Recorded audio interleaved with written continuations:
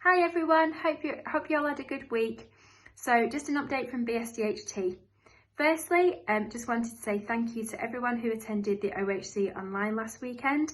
We had over 400 members that registered, lots of great feedback, lots of really good engagement on the chat and in the Q&A and the question and answers for the speakers. We also had some really informative, really interesting and interactive presentations as well. We also did the awards. We presented the awards for Student of the Year, which this year was won by Claire Bennett from Cardiff University. And we also awarded the poster competition as well. And this year it was won by Aileen Dervish, and Sage Al Dave also won the student competition, the student poster competition as well. If you didn't get a chance to watch live, or if you did and you want to go and watch some of the sessions again, the on-demand link should be available tomorrow, and it's going to be available for the next 8 weeks. And you can also claim CPD for any on-demand learning as well. So I think the really big news at the moment is vaccines, is that there is a vaccine now available. And so we have had some member inquiries with regards to being involved in the vaccination programmes.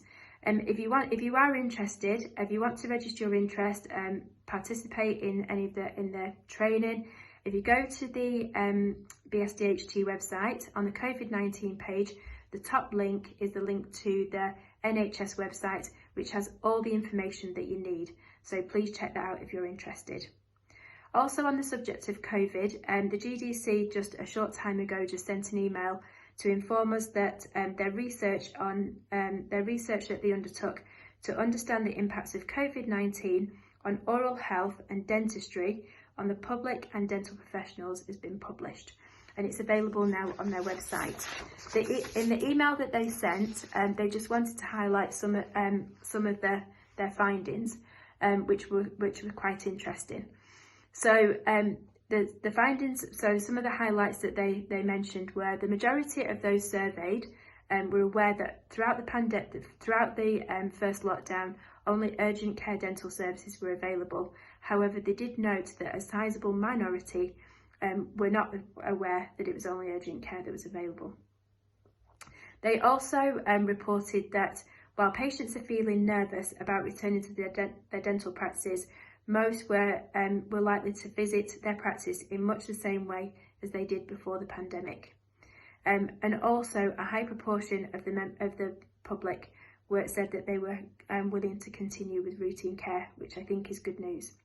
However, some groups were more concerned, and they reported that 70% of the Black community and 68% of Asian communities that they surveyed said that they wouldn't, in comparison to 52% of white respondents, said that they would only return to a dental practice for urgent care. So obviously the concern is that it does raise some potential oral health inequalities.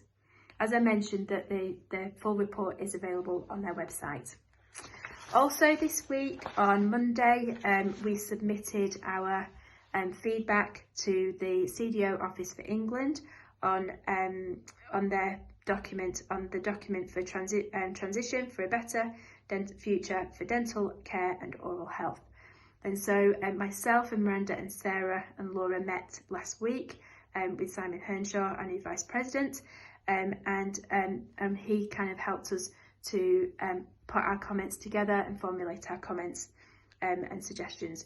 So we looked at things like skill mix, team-based approach, dental therapists and dental hygienists and dental therapists being allowed to open courses of treatment as a way to remove a barrier to access to care, more engagement with allied health professionals, and also leading on the transformational programs such as supervised toothbrushing, care home projects, things like that.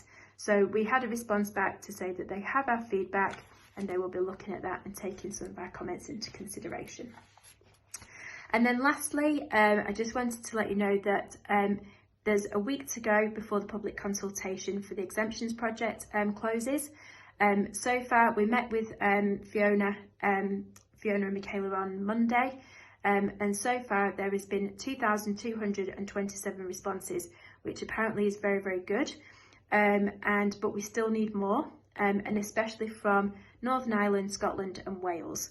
And if you can do your responses individually, that's brilliant, and also as a practice, that will have more impact. If you need the link to the consultation to be able to do your feedback, then just again go to the BSDHT website. In the search box, just type exemptions and the page will pop up and the link is there for the public consultation. So if you can make sure that that's done before next Thursday, that would be fantastic. So all that leaves me to say is I hope you have a really great weekend and stay safe everybody, and I will see you next week. Bye!